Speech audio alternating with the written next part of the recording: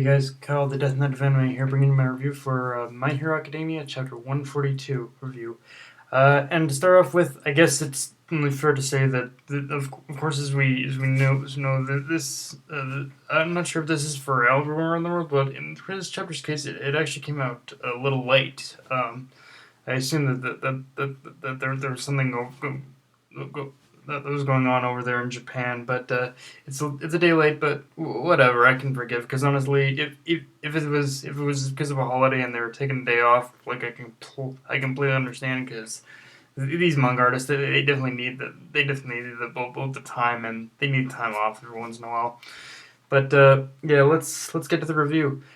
First off, I want to talk about that color page. Honestly, that color page looked fucking fantastic. Like, I think Horikoshi has done color pages before in the past, but honestly, that color page, just the amount of detail and the color that went into into that page, was just amazing. Like, every time there's a color page, it always feels like I'm looking at a, almost like a bit of a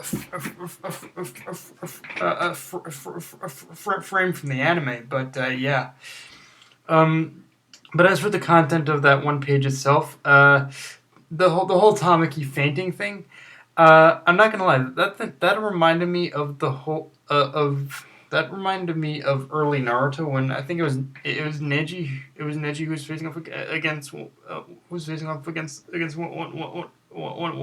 that whole scene with him fainting. It reminded me of early Naruto where Neji was facing off against one of the members of the Sound Four. I think it was Kidomaru, I think.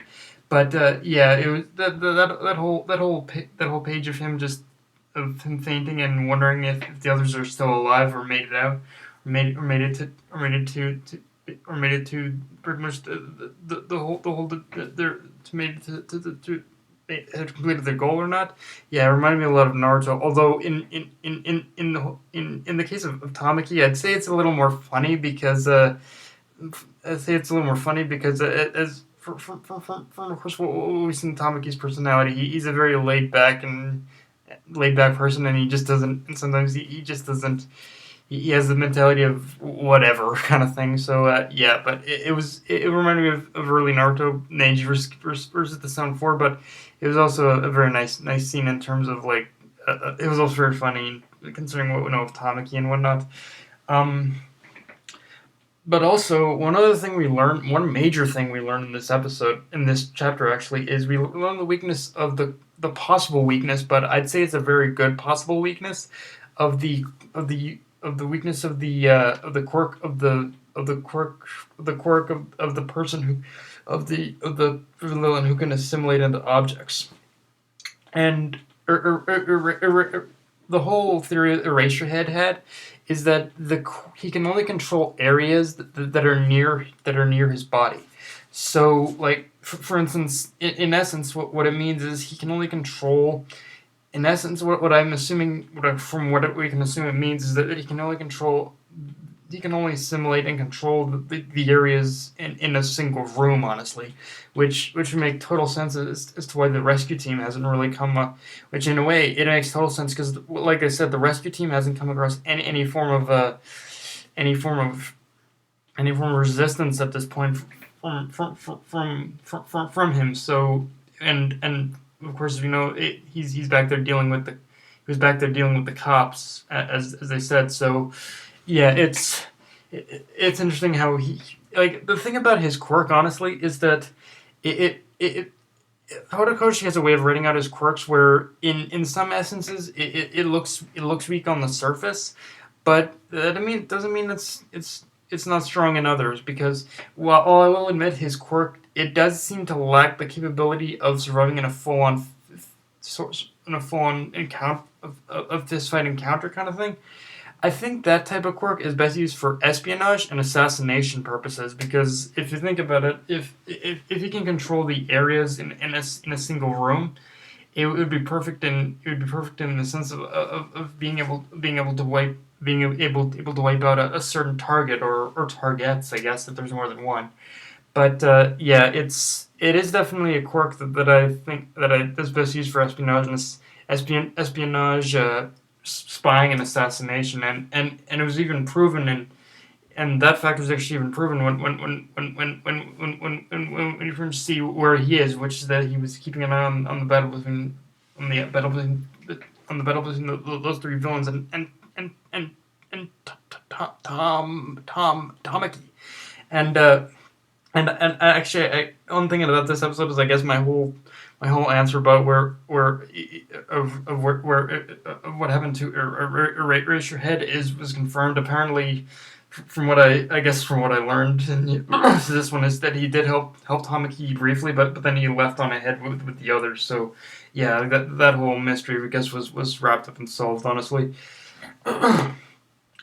um And another thing about this episode is that we actually get another look into the whole dive of like what of that these villains aren't really intending to be villains again. Like if there was ever a lesson I could take away from this particular episode, it's that labels and names can affect an individual or group for the rest of their lives. That's the one lesson I've learned from this episode, from this chapter, because basically we learned that pretty much the pretty much this whole gang of gangsters, this whole gangster organization of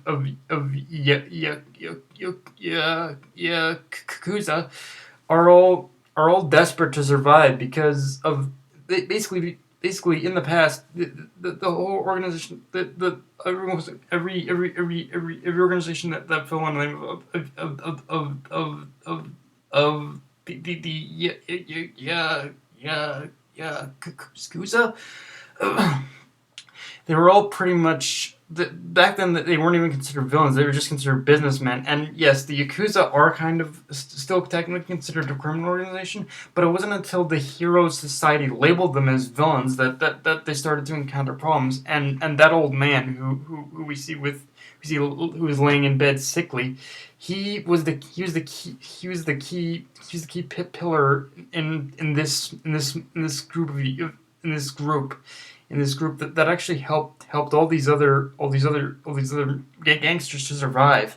So like he that old man fought, and he was their boss. He's their boss, and he fought in order to keep them all alive, even in this dire time. Which it's really funny in a way how those that how this hero society is really to blame for basically the creation of this whole damn situation. Like, really, if these heroes didn't label every single one of these goddamn people as villains, then this wouldn't then none of this then they wouldn't have needed to resort to these measures to begin with. Like, so yeah, it's just amazing how a single yeah. So yeah, like I said, it's amazing how a single names and labels can really affect an individual in such a way that they would be forced to resort to such matters.